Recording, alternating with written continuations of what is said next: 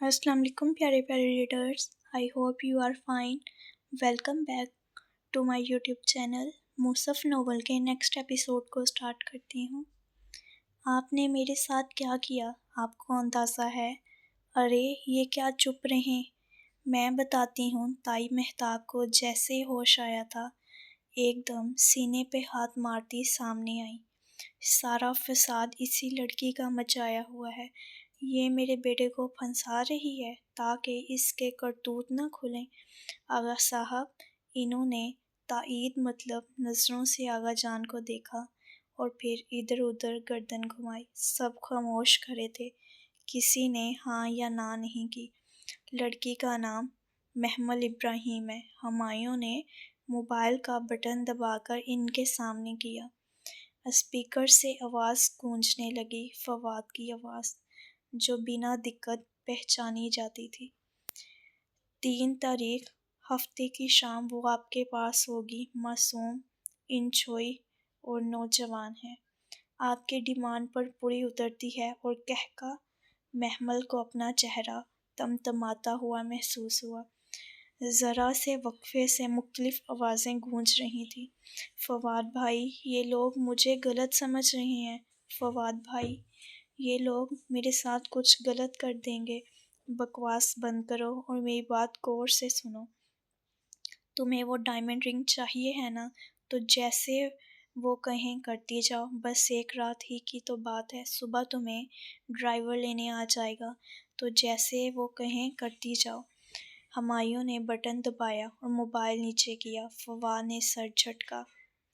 Audio قانون کی عدالت میں قابل قبول نہیں ہوتا۔ اے ایس پی صاحب، گھر کی عدالت میں تو ہوتا ہے۔ اور وہ ٹھیک کہہ رہا تھا، ان سب کو سانپ سونگھ گیا تھا۔ ہر شخص اپنی جگہ ساکت و متصف کھڑا تھا۔ دیکھ لوں گا، میں ایک ایک کو دیکھ لوں گا۔ فی الحال تو تمہیں ایک لمبے عرصے تک جیل کی دیواروں کو دیکھنا ہوگا۔ اسی دن کے لیے حسن ایک دم تیزی سے سامنے آیا۔ اسی دن کے لیے کہتا تھا کہ اس سے دور رہو۔ ساری دنیا جانتی ہے یہ کس کماش کا آدمی ہے، لڑکیوں کا کاروبار کرتا ہے، اسی لیے تمہیں منع کرتا تھا۔ مجھے منع کر سکتے تھے، اس کے ہاتھ نہیں توڑ سکتے تھے۔ میری جگہ اپنی بہن ہوتی تو بھی کچھ نہ کرتے۔ وہ جواباً ایسے تڑک کر بولی کہ حسن کھڑا کا کھڑا رہ گیا۔ محمل کبھی ایسے نہ بولی تھی۔ محمل، مجھے آپ کی کوئی وضاحت نہیں چاہیے، سب ایک سے ہیں۔ اس نے منہ پھیر لیا تھا۔ تبھی اس نے برآمدے کے ستون کے سامنے نڈھال سی مسرت کو دیکھا، جو جانے کب ادھر آ کھڑی تھی۔ ان کے قریب برآمدے کی کرسی پہ بیٹھی آرزو بنا پلک جھپکے مبہوت سی اسی مغرور وجیہہ سے اے ایس پی کو دیکھ رہی تھی۔ ٹوس کا ٹکڑا اس کے ہاتھ میں رہ گیا تھا۔ آغا جان، انہیں روکیں، یہ میرے بیٹے کو کدھر لے جا رہے ہیں؟ وہ فواد کو لے جانے لگے تو تائی مہتاب آغا جان کا بازو جھنجھوڑ کر رو پڑی تھی۔ آغا جان چپ کھڑے تھے۔ بلاخر غفران چاچا آگے بڑھے۔ بھابھی بیگم، حوصلہ کریں، انشاءاللہ فواد شام تک گھر ہوگا۔ ان کی بات پر ہمایوں نے استحاضہ سر جھٹکا اور پلٹا۔ 1 منٹ اے ایس پی صاحب، آغا جان ٹھہرے ہوئے انداز میں مخاطب ہوئے تھے۔ وہ چونک کر پلٹا۔ یہ لڑکی رات باہر گزار آئی ہے۔ ہم شریف لوگ ہیں، اسے قبول نہیں کر سکتے۔ آپ اسے بھی بھلے ساتھ ہی لے جائیں۔ محمل ساکت رہ گئی۔ اسے لگا وہ کبھی اپنی جگہ سے ہل نہیں پائے گی۔ واقعی؟ ہمایوں نے آئی برو اٹھائی۔ برآمدے کے ستون سے لگی محمل کے آنسو پھر سے ابل پڑے۔ جی واقعی، ان کے چبا کر کہنے پر وہ مسکرایا۔ ٹھیک ہے محمل بی بی، تھانے چلیں، آپ سلطانی گواہ ہیں، گواہی دیں اور فواد کریم کو ساری زندگی جیل میں سڑتا دیکھیں۔ میں نے تو سوچا تھا گھر کی بات ہے، گھر میں رہ جائے گی، لیکن اگر آپ چاہتی ہو کہ ساری دنیا کو علم ہو کہ فواد نے گھر کی بچی کا سودا کیا ہے تو ٹھیک ہے، ہم اس سلطانی گواہ کو ساتھ لے چلتے ہیں نا۔ آپ اس بچی کو سمجھا بچھا کر چپ کرا سکیں گے، نہ ہی کبھی باہر آئے گا۔ چلو محمل۔ ارے نہیں اے ایس پی صاحب، محمل ہماری بچی ہے۔ بھائی صاحب بس یوں ہی ناراض ہیں، ہمیں یقین ہے کہ یہ پولیس کی حفاظت میں رہی ہے، عزت سے گھر آئی ہے۔ غفران چاچا نے بوکھلا کر بات سنبھالی۔ نہ بھی یقین کریں تو بھی ہم نے محمل کو مسجد بھجوا دیا تھا۔ عورتوں کی مسجد ہے، میری بہن ادھر پڑھاتی ہے۔ اس نے آغا جان کو بغور دیکھتے ہوئے بہن پر زور دیا اور ایک سخت نظر ڈالتا ہوا پلٹ گیا۔ وہ ابھی تک ویسے ہی شاکڈ ساکت کھڑی تھی، جیسے اسے آغا جان کے الفاظ کا ابھی تک یقین نہیں آیا تھا۔ گاڑیاں گیٹ سے باہر نکل گئیں۔ غفران چچا موبائل پر کوئی نمبر ملانے لگے۔ تائی مہتاب زور زور سے رونے لگی۔ یہ سارا اسی منحوس کا کیا دھرا ہے، اسے گھر سے نکالیں آغا صاحب۔ کمبخت نے میرے بچے کو پھنسا دیا، اپنے باپ کے ساتھ کیوں نہیں مر گئی؟ وہ جارحانہ انداز میں اس کی طرف بڑھی، مگر حسن درمیان میں آ گیا۔ کیا کر رہی ہیں آپ تائی اماں؟ ان کے دونوں ہاتھ گرفت میں لیے اس نے بامشکل انہیں باز رکھا۔ بھلا ایک لڑکی کے کہنے پر فواد کریم کیسے اثر و سوگ رکھنے والا آدمی کے اریسٹ وارنٹ جاری ہو سکتے ہیں؟ یہ جھوٹ بکتی ہے، میں اسے جان سے مار دوں گی۔ محمل اندر جاؤ، فضا چاچی نے آہستہ سے کہا تو وہ چونکی، پھر اندر کی طرف دوڑی۔ فضا اور نائمہ نے معنی خیز نگاہوں سے ایک دوسرے کو دیکھا۔ آغا جان ڈرائیو وے کی طرف بڑھ گئے تھے۔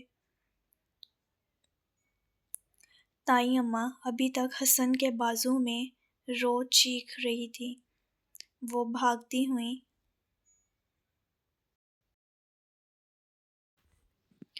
برآمدے کے سرے پر رکیستون سے لگی کھڑی مسرت نے منہ پھیر لیا۔ اسے دھکا سا لگا۔ اماں! اس کی آنکھوں میں مرچیں سی چبھنے لگیں۔ اے محمل! آرزو نے اس کے کندھے پر ہاتھ رکھا تو وہ ذرا سا چونکی۔ یہ ہینڈسم آفیسر کون تھا؟ یہ ہمایوں تھا، ہمایوں داؤد۔ نائس نیم۔ کدھر رہتا ہے؟ جہنم میں۔ ایڈریس چاہیے۔ وہ زہر کھندہ ہوئی تو آرزو نے منہ سا بنا لیا۔ محمل اس کا ہاتھ جھٹک کر ایک شکوہ کناں سی نظر ماں پر ڈال کر اندر بھاگتی گئی۔ ہمایوں داؤد۔ آرزو زیر لب مسکرائی اور پھر ٹوسٹ کھانے لگی۔ گھر میں اگلے کئی روز تک خاموشی چھائی رہی۔ بس ایک حسن تھا جو ہر وقت ہر ایک کے سامنے اس کا دفاع کرتا نظر آتا تھا۔ اگر محمل کی جگہ آرزو ہوتی تو بھی آپ یہی کہتی چاچی؟ وہ نائمہ کی کسی بات پر بھڑک کے بولا تو وہ جو شرمینی لپیٹے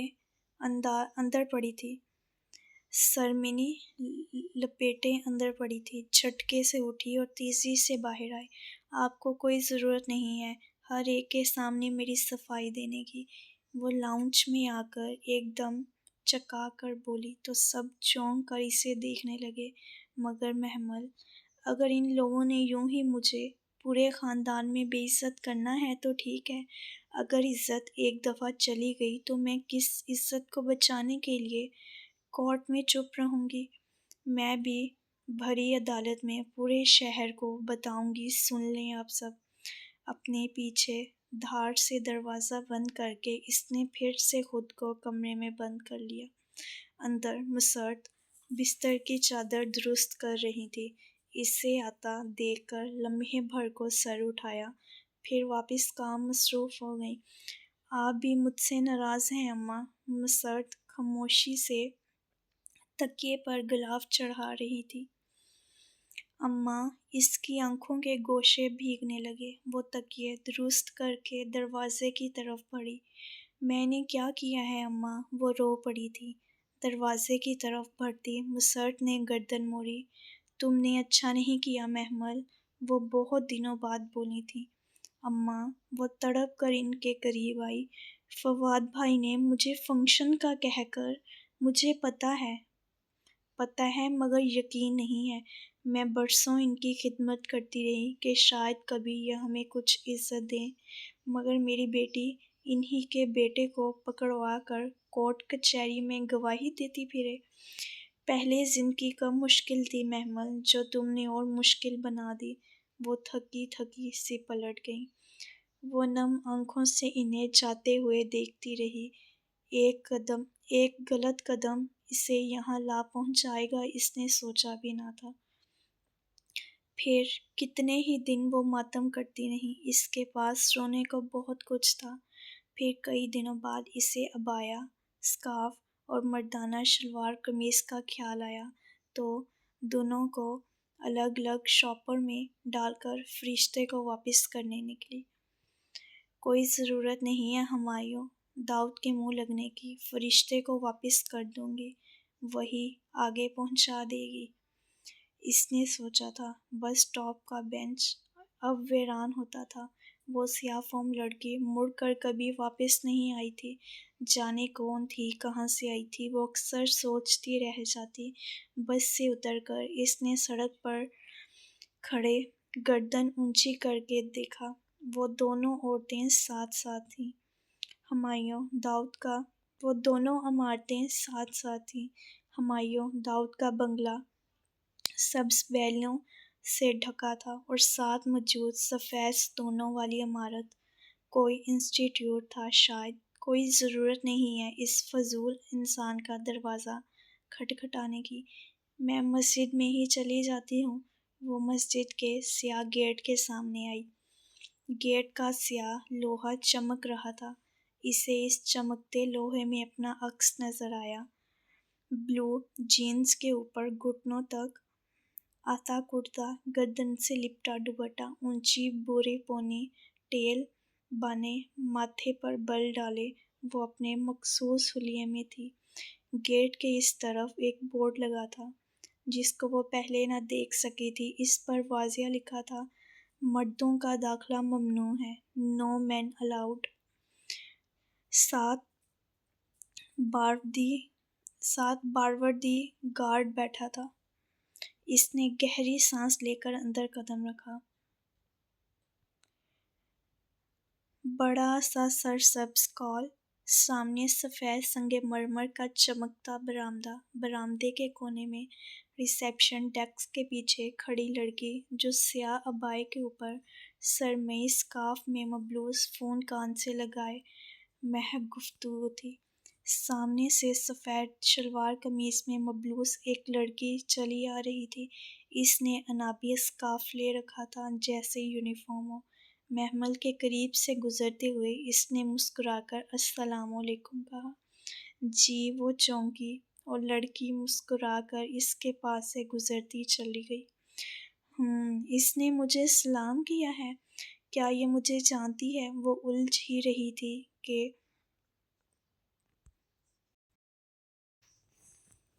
کہ ریسیپشن کی آواز آئی، السلام علیکم، کین آئی ہیلپ یو؟ جی، مجھے فرشتے سے ملنا ہے۔ وہ ڈیسک کے قریب آئی۔ فرشتے باجی کلاس میں ہوں گے۔ اندر کوریڈور میں، رائٹ فرسٹ ڈور۔ اچھا۔ وہ ادھر ادھر دیکھتی سنگ مرمر کے فرش پر چلتی جا رہی تھی۔ مرتین سے مراد بنی اسرائیل میں ہونے والا 2 مرتبہ کا فساد ہے۔ مبصر کے مطابق پہلی دفعہ سے مراد زکریا کا قتل، جبکہ دوسری دفعہ سے مراد عیسیٰ علیہ السلام کے قتل کی سازش مراد ہے۔ اس نے کھلے دروازے سے گردن اندر کی۔ سامنے بنا پلیٹ فارم پہ کرسی پہ وہ بیٹھی اپنے آگے میز پر کتاب کھولے مصروف سی پڑھا رہی تھی۔ اس کے سامنے قطار در قطار لڑکیاں کرسیوں پر بیٹھی تھیں، انابیہ اسکارف میں لپٹے، بہت سے جھکے سر اور چلتے قلم۔ وہ واپس پلٹ گئی۔ برآمدے میں ریسیپشن ڈیسک کے سامنے دیوار سے لگے کاؤچ پہ بیٹھی کہ وقت کاٹنا اس سے بہتر لگا۔ سو کتنی ہی دیر وہ ٹانگ پہ ٹانگ رکھے بیٹھی، پاؤں جھلاتی، چباتی۔ وہ ٹانگ پہ ٹانگ رکھے بیٹھی، پاؤں جھلاتی، چیونگم چباتے ہوئے تنقیدی نگاہوں سے ادھر ادھر گزرتی لڑکیوں کا جائزہ لیتی رہی۔ وہاں ایک منظم سی چہل پہل ہم وقت ہو رہی تھی، وہ جیسے کوئی اور ہی دنیا میں تھی۔ یونیفارم میں ملبوس ادھر ادھر تیزی سے آتی جاتی لڑکیاں، وہاں ہر طرف لڑکیاں ہی لڑکیاں تھیں۔ اسٹوڈنٹ کی شلوار قمیض اور اوپر کسی رنگ کا اسکارف تھا، جبکہ تمام ٹیچرز اور آفیشلز کے سیاہ عبائے اور سر میں اسکارف تھے۔ ان کے عبائے اور اسکارف لینے کا انداز بے حد نفیس تھا۔ بہت پر اعتماد ایکٹوں اور مصروف سی لڑکیاں، جیسے وہ الگ سی دنیا لڑکیاں سی چلا رہی تھیں۔ کچھ تھا اس مہجر میں جو محمل کو کہیں اور نظر نہیں آیا۔ السلام علیکم، اگر آپ بور ہو رہی ہیں تو آپ اس کا مطالعہ کر لیں۔ شور، اس نے شانے اچکائے۔ اس ریسیپشنسٹ کے ہاتھ سے وہ دبریز کتاب لے لی۔ چند صفحے پلٹتے ہی سے وہ شام یاد آئی جب آغا جان نے اسے ٹیرس پر اس سے وہ سیاہ جلد والا مصحف چھینا تھا۔ وہ قرآن کی سادہ ٹرانسلیشن تھی۔ وہ یوں ہی درمیان سے کھول کر پڑھنے لگی۔ اور اس نے ہم غنی کو اور مالدار بنایا ہے، اور وہی ہے جو شہری ستارے کا رب ہے، اور بلا شبہ اس نے ہی پہلی قوم عاد کو ہلاک کیا، اور قوم سمود کو بھی۔ بلا شبہ یہ سب انتہائی ظالم و سرکش لوگ تھے، اور اسی نے پلٹا الٹی ہوئی بستیوں کو، پھر ان پر چھا گیا جو چھانا تھا۔ تم اپنے رب کی کون کون سی نعمتوں پہ جھگڑو گے؟ یہ تو تنبیہہ تھی، پہلی تنبیہات میں سے آنے والی قریب آ گئی۔ اللہ کے علاوہ کوئی ظاہر کرنے والا نہیں، تو کیا تم اس قرآن سے تعجب کرتے ہو، ہنستے ہو، روتے نہیں، اور کھیل تماشا کر رہے ہو؟ محمل، ارے وہ جو بالکل کھو کے پڑھتی جا رہی تھی، بری طرح چونکی۔ فرشتے سامنے کھڑی تھی۔ اس نے قرآن بند کیا اور میز پر رکھ کر کھڑی ہوئی۔ السلام علیکم، کیسی ہو؟ فرشتے اس کے گلے لگ ہوئی اور اسے شانوں سے تھام کر مسکرا کر دیکھا۔ وہ محمل سے 2 انچ لمبی تھی، شفاف سپیدہ چہرہ، سر میں اسکارف میں مکید، اور وہ کان سی بھوری آنکھیں۔ میں ٹھیک، آپ کیسی ہیں؟ الحمدللہ، اتنے دنوں بعد تمہیں دیکھ رہی ہوں۔ گھر میں سب ٹھیک ہے؟ جی۔ اس نے نگاہیں جھکائیں اور بہت سی نم اپنے اندر اتاری۔ چلو کوئی بات نہیں، سب ٹھیک ہو جائے گا۔ آج کی چیزیں تھیں میرے پاس۔ اس نے شاپر اوپر کیا۔ میں سمجھی تم میرے لیے کوئی گفٹ لائی ہو۔ وہ ہنسی اور شاپر لے لیا۔ کوئی تکلف نہیں، کوئی خالص سا اندازہ، سچا اور خالص۔ لیکن اگر یہ تم رکھنا چاہو تو۔ نہیں، میں یہ عبایا وغیرہ نہیں لیتی۔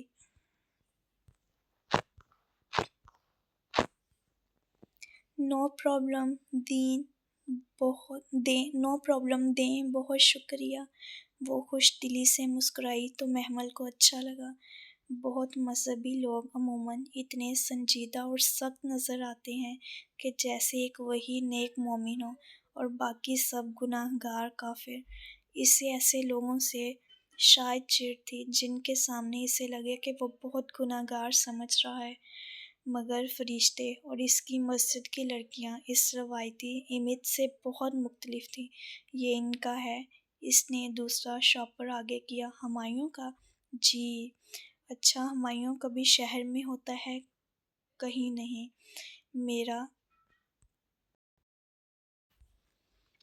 میرا اس سے ایز سچ کانٹیکٹ نہیں رہتا۔ میں بھول بھی جاتی ہوں بہت. اگر تم یہ اس کے چوکیدار کو دے دو تو وہ پہنچا دے گا. فرشتے، انہوں نے آپ کو اپنے اور فواد بھائی کی ڈیل کے بارے میں بتایا تھا؟ ڈیل نہیں، وہ دراصل آغا فواد سے بہت تنگ تھا اور اسے اس کی گینگ کی کسی لڑکی کے ذریعے پکڑنا چاہتا تھا. وہ گینگ کی لڑکی کی توقع کر رہے تھے. تو آپ کو کیسے علم ہوا کہ ان کی کزن ہو؟ تم نے خود بتایا تھا جب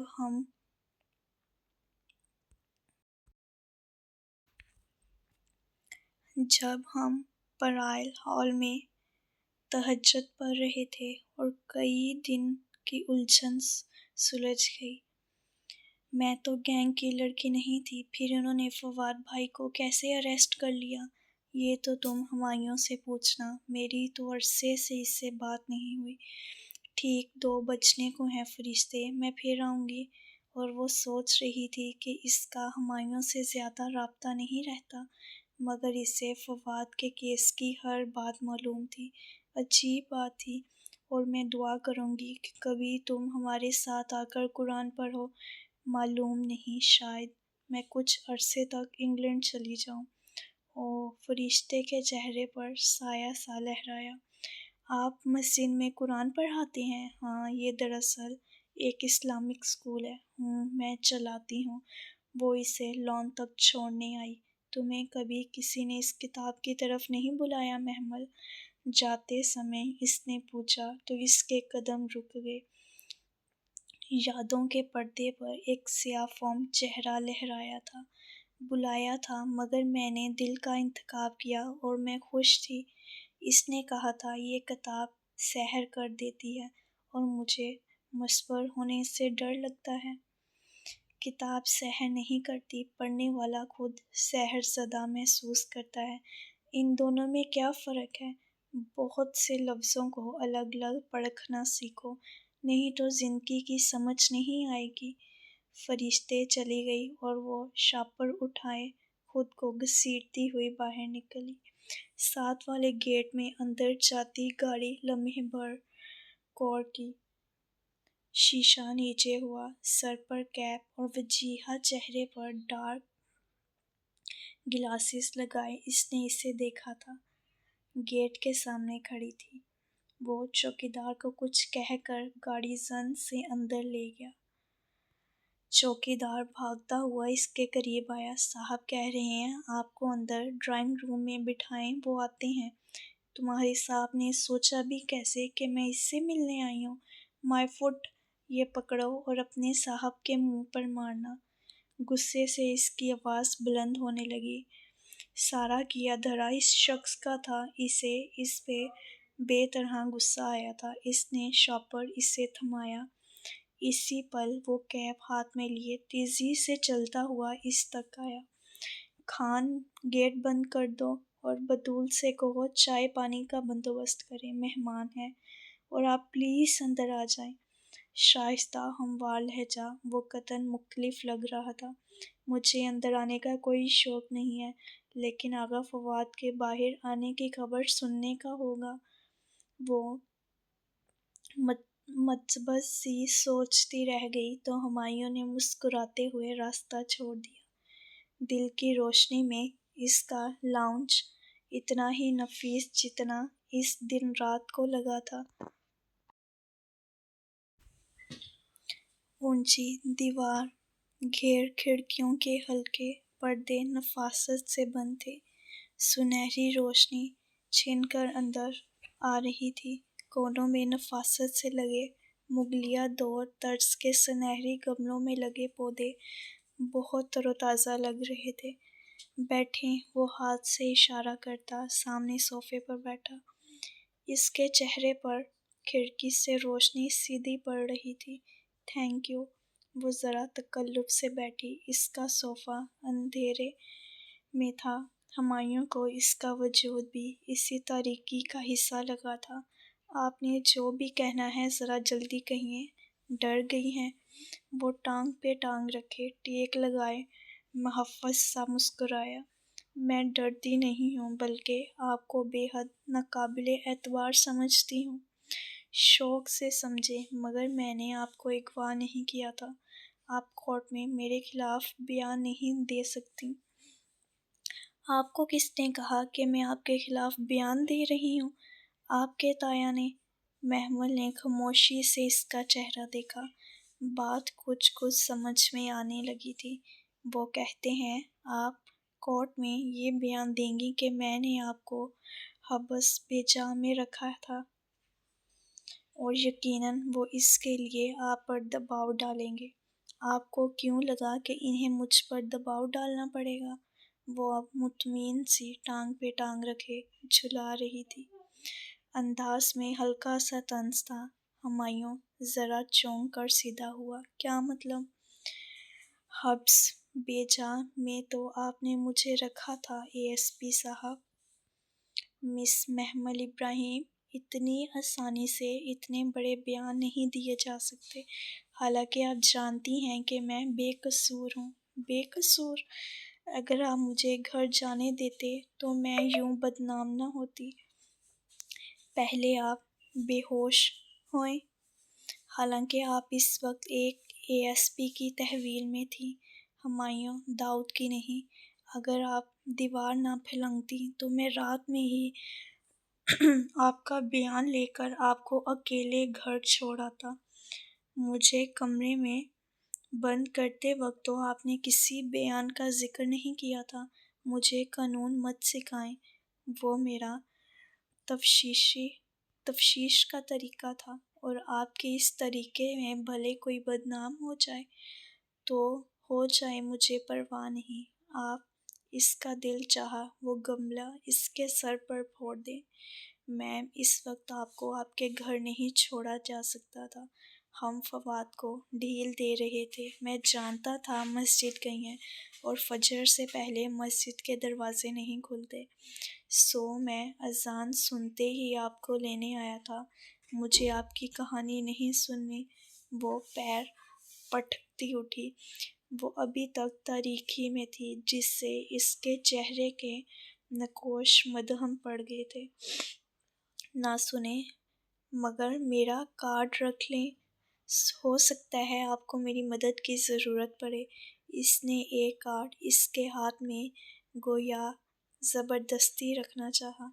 مجھے ضرورت نہیں ہے۔ اس نے پکڑ تو لیا مگر جتانا نہ بھولی، اور پھر اسی طرح کارڈ پکڑے باہر نکل گئی۔ وہ لاؤنج میں تنہا کھڑا رہ گیا۔ کھڑکی سے چھنکراتی روشنی ابھی تک اس کے چہرے پہ پڑ رہی تھی۔ لاؤنج میں سب بڑے موجود تھے۔ وہ سر جھکائے کارڈ کو احتیاط سے پاکٹ میں چھپا کر اندر جانے لگی۔ محمل غفران چاچا نے قدرے عرب سے پکارا۔ آغا جان نے تو اسے دیکھتے ہی منہ پھیر لیا تھا۔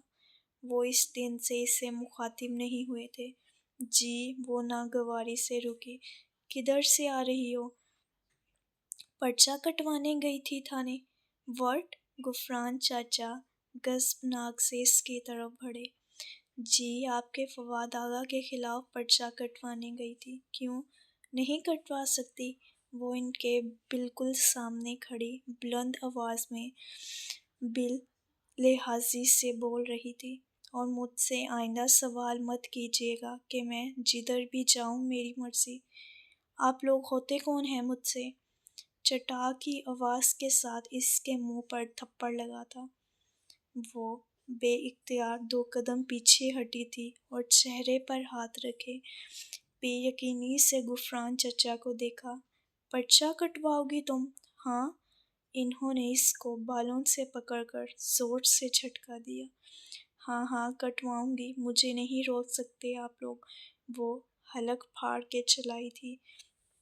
دوسرے ہی لمحے اسد چچا اٹھے، اور پھر ان دونوں بھائیوں نے کچھ نہ دیکھا، تابڑتوڑ اس پر تھپڑوں کی برسات کر دی۔